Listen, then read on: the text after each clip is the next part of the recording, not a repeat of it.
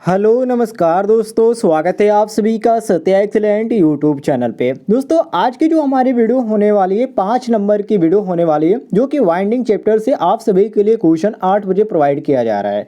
जो कि आज की 5 नंबर की वीडियो होने वाली है और डेली आपको लाइव क्लास मिलती थी, लेकिन थोड़ी आज यहाँ पर थोड़ी सी प्रॉब्लम की वजह से आपको ऑफलाइन वीडियो प्रोवाइड कर रहा हूँ। तो आप सभी से रिक्वेस्ट है, वीडियो को कंप्लीट देखिएगा और चैनल पे नए होंगे तो चैनल को भी सब्सक्राइब करिएगा। आज की जो वीडियो है आपकी बहुत ही छोटी सी वीडियो होने वाली है, कंप्लीट देखिएगा, बहुत इंटरेस्टिंग इसमें क्वेश्चन आपको कवर किया गया है। यहाँ पर क्वेश्चन नंबर 61 है, सभी लोग ध्यान से देखिए। कह रहा है क्वेश्चन की दो क्रमागत फेरों के बीच की दूरी को क्या कहा जाता है। तो दोस्तों दो क्रमागत फेरों के बीच की दूरी को हम कुंडली अंतराल अर्थात वर्किंग पिच या हम क्या बोलते हैं, क्वाइल पिच बोलते हैं। इसी को यहाँ पर हमारा पूछ रहा है। तो क्वेश्चन के अनुसार जो हमारा सही हो जाता है ऑप्शन नंबर डी हमारा बिल्कुल करेक्ट हो जाता है। परिणामी अंतराल यहाँ पर डी ऑप्शन हमारा बिल्कुल करेक्ट आंसर हो जाएगा। सभी लोग मिला लीजिएगा। आइए नेक्स्ट क्वेश्चन पे हम आते हैं, क्वेश्चन नंबर 62 पे। कह रहा है क्वेश्चन यहाँ पर कि कुंडलन का पिच गुणांक क्या होता है। वेरी वेरी इंपॉर्टेंट क्वेश्चन है। देखिए दोस्तों, ऐसा ही क्वेश्चन आपको परीक्षाओं में पूछे जाते हैं। और कल मैंने आपको बताया था कि जो पिच फैक्टर का सूत्र होता है केपी, ठीक है। केपी बराबर क्या होता है, तो ये आपका पिच फैक्टर केपी बराबर आपका होता है वाइंडिंग पिच अपान पोल पिच। अर्थात यहाँ पर आपका जो सही हो जाता है वो आपका ऑप्शन नंबर यहाँ पर नीचे आपका मैच कर रहा है डी ऑप्शन, देख सकते हैं। डी ऑप्शन हमारा यहाँ पर सही हो जाएगा। तो डी ऑप्शन हम बिल्कुल करेक्ट आंसर मारेंगे। आइए नेक्स्ट क्वेश्चन पे हम आते हैं, क्वेश्चन नंबर 63 पे।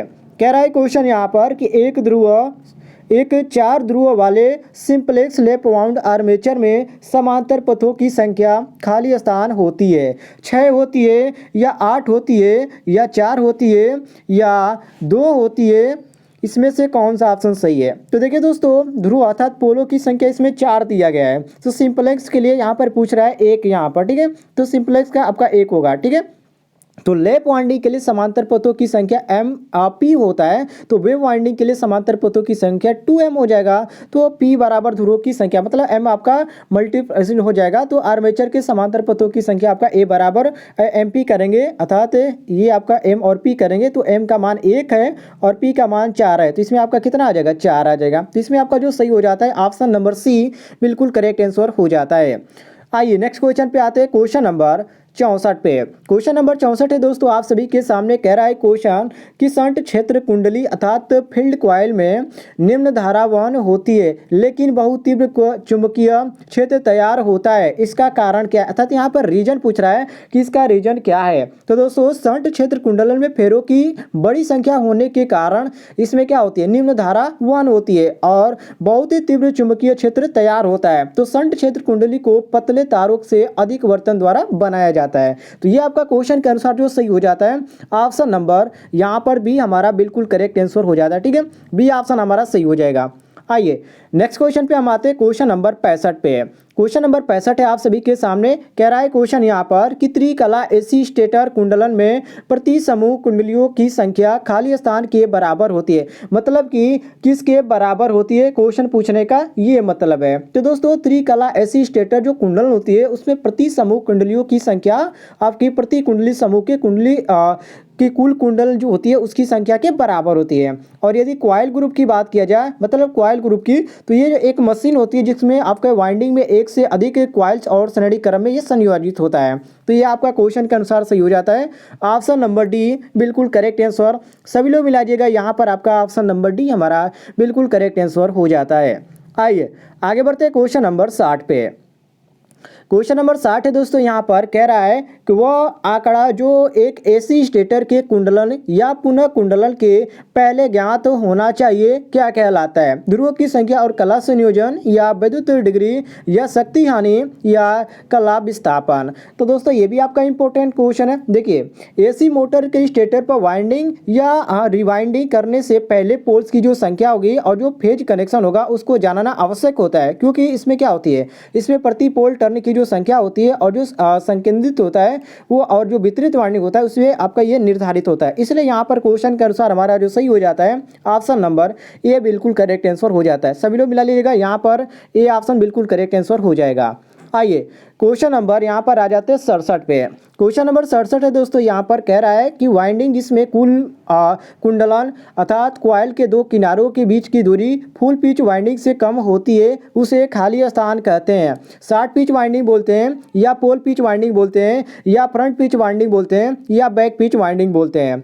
तो दोस्तों उसको हम क्या बोलते हैं, उसको बोलते हैं शॉर्ट पिच वाइंडिंग। मतलब कि शॉर्ट पिच वाइंडिंग के दो किनारों के बीच की दूरी को ही हम क्या बोलते हैं, फुल पिच वाइंडिंग होते हैं। और इसी को यहाँ पर हमारा पूछ रहा है, तो यहाँ पर हमारा ऑप्शन नंबर जो ए दिया गया है, ये हमारा ए ऑप्शन बिल्कुल करेक्ट आंसर हो जाता है क्वेश्चन के अनुसार। आइए आगे बढ़ते हैं, क्वेश्चन नंबर 68 पे है। क्वेश्चन नंबर 68 है दोस्तों, यहाँ पर कह रहा है क्वेश्चन कि निम्नलिखित में से किस वाइंडिंग में कॉइल अर्थात कुंडली के शुरुआती और आखिरी किनारे कई कम्यूटेटर सिगामेंट पर दूरी से जुड़े होते हैं। ट्रिप्लेक्स लैप वाइंडिंग, या बी ऑप्शन देगा डुप्लेक्स लैप वाइंडिंग, और सी ऑप्शन देगा सिंप्लेक्स लैप वाइंडिंग, और डी ऑप्शन देगा सिंप्लेक्स लैप वाइंडिंग। तो दोस्तों यहाँ पर आपका सही हो जाता है ऑप्शन नंबर सी बिल्कुल करेक्ट आंसर, क्योंकि सिंप्लेक्स लैप वाइंडिंग में कॉइल के दोनों सिरों के बीच कई सिगामेंट का अंतर होता है, और 4 पोल मशीन में ये अंतर कम्यूटेटर पर लगभग 180 अंश का होता है। और इसको ध्यान रखिएगा। और 6 पोल की बात किया जाए तो 6 पोल मशीन में लगभग ये आपका 120 अंश का, और 8 पोल में आपका ये आपका 90 अंश का अंतर होता है। तो यहाँ पर हम क्वेश्चन के अनुसार चलते हैं, तो ऑप्शन नंबर सी जो दिया गया है, ये हमारा सी ऑप्शन बिल्कुल करेक्ट आंसर हो जाता है। आइए आगे बढ़ते हैं, क्वेश्चन नंबर 69 पे कह रहा है क्वेश्चन यहाँ पर कि शॉर्ट पिच वाइंडिंग विधि में बिना चिंगारी के कुंडली की चौड़ाई खाली स्थान की चौड़ाई से कम रखी जाती है। वाइंडिंग या आर्मेचर या पोल या ब्रश। तो दोस्तों यहाँ पर आपका सही हो जाता है ऑप्शन नंबर सी, मतलब कि पोल, क्योंकि शॉर्ट पिच वाइंडिंग विधि में बिना चिंगारी के कुंडली की चौड़ाई पोल की चौड़ाई से कम रखी जाती है, क्योंकि पिच फैक्टर का मान जो होता है इकाई से कम होता है। और वाइंडिंग शॉर्ट पिच वाइंडिंग ये आपको इसको इसी के कारण बोलते भी जाते हैं। तो ये आपका क्वेश्चन के अनुसार जो सही हो जाता है ऑप्शन नंबर सी हमारा बिल्कुल करेक्ट आंसर हो जाता है। आइए आगे बढ़ते हैं, क्वेश्चन नंबर 70 पे कह रहा है क्वेश्चन नंबर 70 कि ओ वाइंडिंग जिसमें प्रत्येक स्लॉट में केवल एक साइड होती है उसे खाली स्थान कहा जाता है। वाइंडिंग पिच कहा जाता है, या दोहरी परत वाइंडिंग बोला जाता है, या एकल परत वाइंडिंग बोला जाता है, या कोई वाइंडिंग नहीं बोला जाता है। तो दोस्तों वो वाइंडिंग जिसमें प्रत्येक स्लॉट में कॉइल एक साइड होती है उसे हम एकल परत अर्थात सिंगल लेयर वाइंडिंग बोलते हैं। और पोल पिच का मैंने आपको सूत्र बता ही दिया है। तो यहाँ पर हम क्वेश्चन के अनुसार चलते हैं, तो ऑप्शन नंबर सी यहाँ पर बिल्कुल करेक्ट आंसर हो जाएगा। जितने भी लोग यहाँ पर सी ऑप्शन को सही मार रहे थे उनका करेक्ट आंसर हो जाएगा। आइए क्वेश्चन नंबर आते हैं हम 71 पे। क्वेश्चन नंबर 71 है दोस्तों, यहाँ पर कह रहा है क्वेश्चन कि निम्नलिखित वाइंडिंग में से एक में सभी कॉइल्स एक श्रृंखला में एक प्रगतिशील लहर के रूप में जुड़े हुए हैं, और उनमें पोलों की संख्या के बावजूद आर्मेचर धारा के लिए सिर्फ 2 भाग होते हैं। इसे खाली स्थान कहा जाता है। मल्टीपल वाइंडिंग, या सिंप्लेक्स लैप वाइंडिंग, या वेव वाइंडिंग, या लैप वाइंडिंग। तो दोस्तों वेव वाइंडिंग में क्या होता है, वेव वाइंडिंग में सभी जो कॉइल होते हैं वो आपका एक श्रृंखला में और एक प्रगतिशील लहर के रूप में जुड़े होते हैं, और ये आपका इसी को कह रहा है। तो यहाँ पर हम मारेंगे ऑप्शन नंबर सी बिल्कुल करेक्ट आंसर। जितने भी लोग को सी ऑप्शन लग रहा था बिल्कुल करेक्ट है। आइए आगे बढ़ते हैं, क्वेश्चन नंबर 72 पे।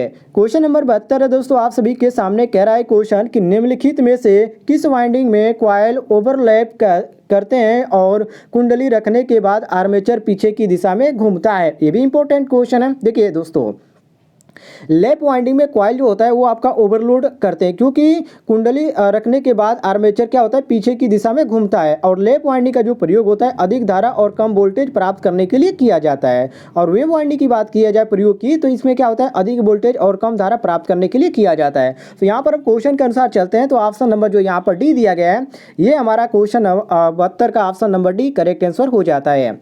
आइए क्वेश्चन नंबर आते हैं 73 पे। कह रहा है क्वेश्चन की विद्युत वाइंडिंग में निम्नलिखित में से किस विषमवाहक अर्थात इंसुलेटेड सामग्री का उपयोग किया जाता है। रबर का, या प्रेस पान का, या फाइबर ग्लास का, या संगमरमर का। तो दोस्तों यहाँ पर आपका सही हो जाता है ऑप्शन नंबर बी अर्थात प्रेस पान का, क्योंकि दोस्तों विद्युत वाइंडिंग में प्रेस पान इंसुलेटर का उपयोग किया जाता है, क्योंकि विद्युत रोधी सामग्री में आपका ये गुणधर्म होता है। और इसमें आपका बिल्कुल करेक्ट हो जाता है ऑप्शन नंबर बी बिल्कुल करेक्ट आंसर प्रेस पान। ठीक है, और इसमें क्या होता है गुणधर्म भी होना चाहिए, मतलब कि प्रतिरोधकता उच्च होनी चाहिए, और मुक्त इलेक्ट्रॉन नगण्य होनी चाहिए, और तापीय निश्चित चालकता उच्च होनी चाहिए। इसलिए यहाँ पर हम मारेंगे बी ऑप्शन बिल्कुल करेक्ट आंसर हो जाएगा। आइए क्वेश्चन नंबर 74 पे आते हैं। कह रहा है क्वेश्चन कि एक ध्रुव के तरह कई स्लॉट्स में वितरित ईएमएफ वे के वेक्टर योग तथा प्रेरित ईएमएफ के अंगणित योग का अनुपात खाली स्थान है। पिच फैक्टर या डिस्ट्रीब्यूटेड फैक्टर या फॉर्म फैक्टर या कॉइल स्पैन फैक्टर। तो दोस्तों यहाँ पर आपका सही हो जाता है ऑप्शन नंबर जो बी दिया गया, ये आपका बी ऑप्शन करेक्ट हो जाता है, क्योंकि एक ध्रुव के तरह कई स्लॉट इसमें क्या होते हैं, वितरित हैं। मतलब ईएमएफ जो इलेक्ट्रोमोटिव फोर्स होता है उसमें ये जो होता है ये वेक्टर योग तथा जो प्रेरित ईएमएफ होता है उसके अंगणितीय योग का अनुपात ही आपका डिस्ट्रीब्यूटेड फैक्टर होता है। तो ये आपका क्वेश्चन के अनुसार बी ऑप्शन बिल्कुल करेक्ट आंसर हो जाएगा। सभी लोग मिला लीजिएगा। आइए आगे बढ़ते हैं क्वेश्चन नंबर 75 पे। क्वेश्चन थोड़ा सा लंबा है। कह रहा है क्वेश्चन के एक पूर्ण कुंडली वाइंडिंग जिसमें कुंडली समूहों की संख्या प्रति फेज स्टेटर में कुंडली समूहों की संख्या के बराबर होती है और वह संख्या उस संख्या से विभाजित होती है जो फेज की कुल संख्या को दर्शाती है जिसके लिए वाइंडिंग हुआ है। ऐसे वाइंडिंग को खाली स्थान कहा जाता है। बहुत ईजी क्वेश्चन पूछा गया है दोस्तों। देखिए एक पूर्ण कुंडली वाइंडिंग में जिसमें कुंडली समूहों की जो संख्या है प्रति फेज स्टेटर में कुंडली समूहों की संख्या के बराबर होती है, तो वो जो संख्या होगी उस संख्या से विभाजित होती है जो कि फेज की और कुल संख्या को दर्शाती है। तो इसके लिए वाइंडिंग हुआ है, तो ऐसे वाइंडिंग को हम क्या बोलते हैं, फुल कुंडली वाइंडिंग बोले जाते हैं। तो ये आपका क्वेश्चन के अनुसार जो सही हो जाता है ऑप्शन नंबर जो भी दिया गया है ये आपका बी ऑप्शन बिल्कुल करेक्ट आंसर हो जाएगा। आइए क्वेश्चन नंबर 76 पे आते हैं। थोड़ा सा लंबा क्वेश्चन है, ध्यान से देखिएगा। कह रहा है क्वेश्चन निम्नलिखित में से वह वाइंडिंग कौन सी है जिसमें प्रति फेज कॉइल्स की संख्या मशीनों में पोल्स की संख्या के बराबर होती है। पूर्ण कॉइल वाइंडिंग या कंसंट्रेटेड वाइंडिंग या कॉइल वाइंडिंग या डिस्ट्रीब्यूटेड वाइंडिंग। तो दोस्तों यहाँ पर आपका जो सही हो जाता है ऑप्शन नंबर ए बिल्कुल करेक्ट हो जाता है, क्योंकि वो वाइंडिंग जिसमें प्रति फेज कॉइल की संख्या मशीनों में पोल्स की संख्या के बराबर होती है वो आपका पूर्ण कॉइल वाइंडिंग कहलाती है। और इसमें आपका यही पूछ रहा है, तो ये आपका क्वेश्चन के अनुसार ऑप्शन नंबर ए हमारा बिल्कुल करेक्ट आंसर हो जाएगा। आइए क्वेश्चन नंबर 77 पे आते हैं। कह रहा है क्वेश्चन यहाँ पर, अब इसमें दोस्तों ध्यान देने वाली बात है, मैं यहाँ पर केवल ऑप्शन यहाँ पर कवर किया हूँ। जैसे कि कह रहा है कि निम्नलिखित कथनों को पढ़ें और सही विकल्प को चुनें। तो इसमें आपको कौन सा कथन सही है, देखिए इस कथन को आप ध्यान से पढ़ेंगे तो इसमें जो आपका दिया गया बी वाला ये आपका बिल्कुल करेक्ट आंसर दिया गया। सॉरी ये आपका जो इसमें बी दिया गया, ठीक है, मतलब कि पहला इसमें क्या है, पहला इसमें गलत है और दूसरा इसमें सही है। क्योंकि दोस्तों आप सभी को मालूम है कि वह वाइंडिंग की विधि है जिसमें क्या होता है, सभी चालक आपस में समांतर में जुड़े होते हैं, उसे हम समांतर पथों की संख्या मशीन के कुल ध्रुव संख्या के इसमें बराबर होती है। तो ये आपका लैप वाइंडिंग होता है इसमें। और वेव वाइंडिंग में आपका 2 होता है, आप सभी को मालूम है। तो ये आपका क्वेश्चन के अनुसार यहाँ पर ए वाला 1 वाला गलत हो जाता है और सेकेंड वाला सही हो जाता है। आइए आगे बढ़ते हैं क्वेश्चन नंबर 78 पे। ये थोड़ा सा क्वेश्चन टाइप का है, इसको आप लगा लीजिएगा और नहीं आता है तो कमेंट में पूछ लीजिएगा। क्वेश्चन नंबर 79 पे आते हैं। कह रहा है क्वेश्चन कि वह कॉइल से बाहर आने वाले सिरों को क्या कहा जाता है, इनएक्टिव कॉइल या एक्टिव कॉइल या कॉइल पिच या कॉइल की लीड्स। दोस्तों इसमें आपका जो सही हो जाता है ऑप्शन नंबर डी करेक्ट हो जाता है, क्योंकि एक कुंडली जो बाहर आने वाली सिरों को कुंडली की लीड्स कहा जाता है और कुंडली के 2 चालकों को जोड़ने वाले संयोजक के हैंग करते हैं। तो ये आपका क्वेश्चन के अनुसार डी ऑप्शन बिल्कुल करेक्ट आंसर हो जाता है। आइए आज का यहाँ पर लास्ट क्वेश्चन देखते हैं और इसमें आपका क्वेश्चन है कि एसी मशीन में वितरित कुंडली के संदर्भ में निम्नलिखित में से कौन सा विकल्प यहाँ पर गलत है। तो ये आपका सारे विकल्प यहाँ पर नीचे दिया गया है, इसमें आप ध्यान से पढ़ लीजिएगा। और इसमें जो आपका सही विकल्प दिया गया है वो आपका ऑप्शन नंबर बी दिया गया है, क्योंकि दोस्तों एसी मशीन में वितरित कुंडली के संदर्भ में इसमें आपका जो कथन है वो आपका गलत है और रिस्टिंग जो हार्मोनिक होता है उसको हटाया नहीं जाता है। तो ये आपका क्वेश्चन के अनुसार जो सही हो जाता है ऑप्शन नंबर बी हमारा बिल्कुल सही हो जाता है। सभी लोग मिला लीजिएगा। फिलहाल दोस्तों ये थी थोड़ी सी यहाँ पर जल्दी में मुझे वीडियो बनाना पड़ा क्योंकि मुझे कुछ जाना है, इसलिए मैंने आपको थोड़ा यहाँ पर सोचा ऑफलाइन वीडियो प्रोवाइड कर दूँ। तो दोस्तों ये थी आज की वीडियो, उम्मीद आपको पसंद आई होगी। पसंद आई तो वीडियो पर लाइक कीजिएगा और ज़्यादा से ज़्यादा शेयर कीजिएगा।